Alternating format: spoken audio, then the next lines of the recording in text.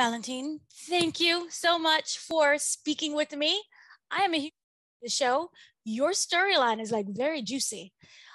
So it is. So I know you have been talking for like a year and a half during the pandemic, and then now you're finally meeting. My question is, what is the biggest misconceptions that you kind of had before meeting? Because talking and then meeting, vastly different. Mm-hmm. You know, I really didn't have any misconceptions. Literally, what I expected is what I got. But the only thing that we were up in the air about was who was taller. Like he had a hard time translating his height into, I guess, inches and feet for me. And every time he tried, I would get a different answer. So I was like, I don't know, we'll just wait and see who's bigger. And his hope was that he was bigger than me. And I said, why? Because do you think that means you can be the top? I was like, because that doesn't mean that. And he was like, I just want to be bigger. And he ended up being bigger than me. Is that something, I know you've spoken that you spent so many years kind of in the closet, you're out now. And I think that fans really are grasping towards that because it's fresh and it's new. And so one of the things that I was wondering, every couple has their issues. Help with your weaknesses in this relationship. I think the fact that we are both very assertive and very confrontational. Like neither one of us has the ability to ignore what we may perceive as the elephant in the room for too long. And although that can get on each one of our nerves sometimes, because either one of us might not be in the mood at the time for all the energy that's coming our way. But what I found is it has caused us to like hit milestones that couples who live in the same city and date for months, we hit ours 2 weeks ago.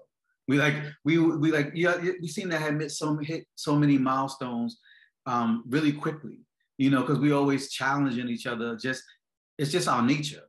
So I think that's definitely a strength that kind of helped our weaknesses, like not being able to actually touch and feel each other on a day-to-day basis, even though we yearn for that. So that's definitely a strength that I always look at, you know, that I'm thankful for. Also a musician. You're also a musician. We got to hear some little bit. So I was wondering, what would you say either from your catalog or anyone else's catalog is the best song to describe the relationship? You know, it's funny you asked me that because it's a song that I wrote and dedicated to actually our relationship and Carlos that to me defines us to a T, our situation. If you don't mind, I'll sing a little bit of it. Please. Oh, okay. So the song is called Adore You. Mm-hmm. And it goes, no matter what they say, I'm gonna be here anyway.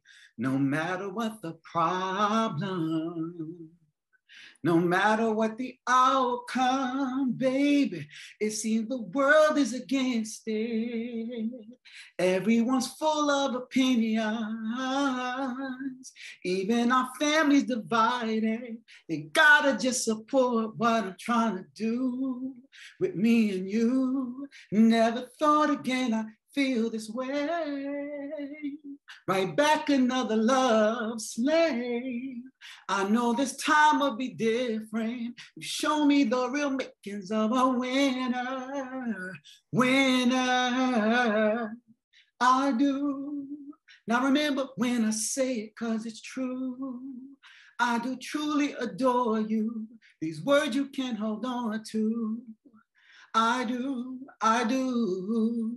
truly adore you. And that's it. So the lyrics to me really, I mean, you would have to actually, I have music out and an EP, and the song Adore You is one of them. It's out on all digital platforms right now. So if you wanted to hear the full lyrics, you'll really listen to the lyrics and hear the story. It really defines Carlos and I's relationship.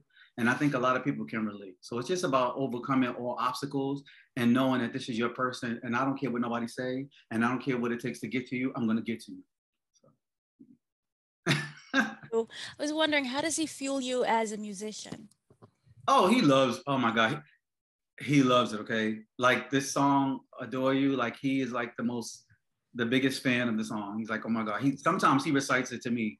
And I think it's quite interesting. But yeah, he loves my musicianship, and he loves the song Popular that you saw me singing in this season, because he's seen the final product. And he's like, oh my God, you're so talented. Yeah, he's one of my biggest supporters. Kind of talked about the opinions of others. My question is, why would you join this show that, you know, millions of people are watching around the world and there are opinions everywhere? Why do that? You know, I never really, I mean, I knew people would comment and things like that. I didn't know the magnitude and the intensity of it, in which I would get those comments or like people's opinions, but I don't care. Please. To me, that's one more cross to bear here in America, and as an openly gay Black man, please. Right. Well, you know how many things I had to overcome in my life, you know, just growing up, having to come out to my family. I'm like, yeah, get in line, please. I don't care. I'm gonna still do what I need to do. So kind of part of that openness that we all love, kind of the honesty that you bring to the show. But I was wondering, you have a film crew that's with you all the time. How do you let down those walls? Was there a moment of, I'm going to be vulnerable and just, this is a really private moment after time? You know, I will be honest and say, oftentimes I forgot that they were around me, because you get so used to the cameraman is not just a cameraman. I know his name, and you forget that these people are around you with cameras pointing on you all the time. And again, this goes to Carlos and I's personality. We're so passionate and confrontational that all that matters in the moment is I want to be heard. You know, and it's like you forget everything else around you. I'm just focused on Carlos and trying to work out our situation. And then literally there are moments in and out of it where I'm like, oh, people are around me. I need to, you know, but it's easy to forget. Like, I promise you, it's like quite easy to forget. In the show, Carlos did express that he wondered if he was kind of using the polyamorous lifestyle kind of as an excuse. How do you build trust in a relationship and just being together with someone who's not polyamorous? You know, that's kind of tricky. I think that each individual that's polyamorous and trying to pursue that with a type of relationship has their own way of dealing with it.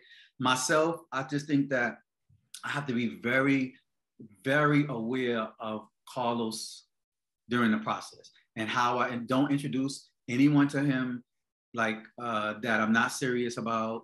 Then I don't think it's best that I introduce the person to him. I think I just bring him around the person. And oftentimes I really think I should just wait and do it with him. So we just out and we are very open with each other. Like, oh, he's handsome. Oh, he looks great. And we just comment like that. And then I'll find that we are liking the same person. And then I'll say, oh, he's cute. You know, you should holler at him. And I will probably encourage him to go and talk to the guy, you know, or we'll talk to him together. I just think it's important, especially with Carlos. He's not polyamorous, to make sure that he's involved in the process, knowingly or unknowingly, and then kind of being aware of how comfortable he is with the situation as it develops, you know? And if he is uncomfortable at any moment, I really feel like it's my duty to be ready to cut it off. Okay, cool, and move on. Otherwise, if I mess that up one good time, there will not be another opportunity, you know, at least for a long time coming, I believe, with Carlos, because he's very, very passionate. So I don't want to piss him off, because then I'm gonna have to wait even longer to kind of get him back in the space where I'm trying to introduce it to him. So I'm really mindful of how comfortable he is in any given moment and trying to move step by step together. That's just my way of kind of handling it. Right, understand completely. Thank you so much for speaking with me. I love watching the journey, and it's been an adventure so far. Yes, it has. It is. I hope everybody stay tuned. Of course, Discovery Plus every Friday. You can catch us and everybody else on the show. I know that I really enjoyed the whole process. It was quite interesting. It was like a whirlwind. And even being on the show, I promise you, helped to kind of fast track a lot of our development. You know, it really did.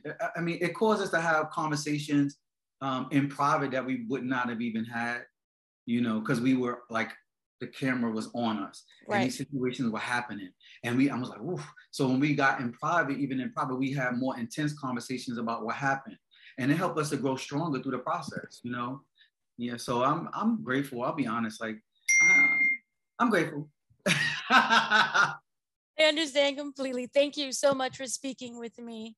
And I love, again, the shirt, the hair, everything.